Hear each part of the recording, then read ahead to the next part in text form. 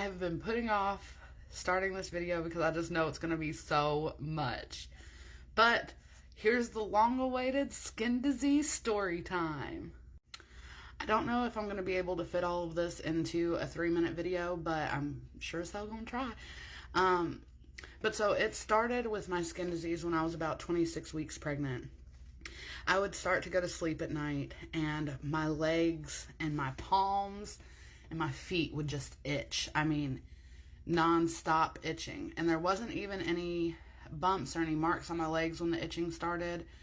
But that was my first indication that something was wrong.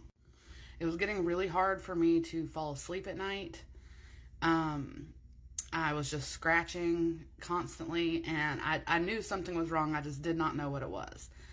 And so then it was a couple of days after the itching started that I got a bunch of little red, like, bumps. They almost looked like bug bites.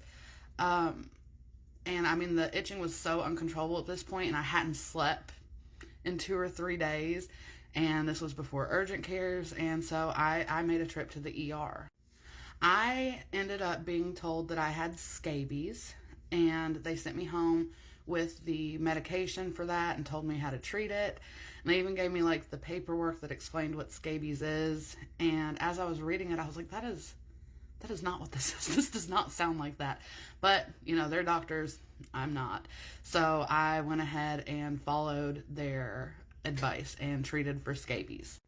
I had to make a second trip to the ER just a couple of days later. Of course, it happened at night again, same situation.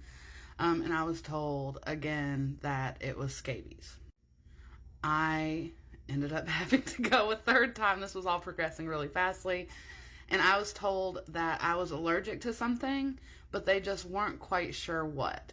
Like, these bumps had spread. They were on my legs and my palms and my feet that had been itching, but they were like starting to go up my arms. And so it was just very uncomfortable, and I wasn't sure exactly what was happening. Finally, I went to the family doctor. I'd made an appointment. It had finally come up time for that appointment. And I went into the family doctor, and the day that I had that appointment, blisters had appeared on my wrist. That was the first place that I got blisters.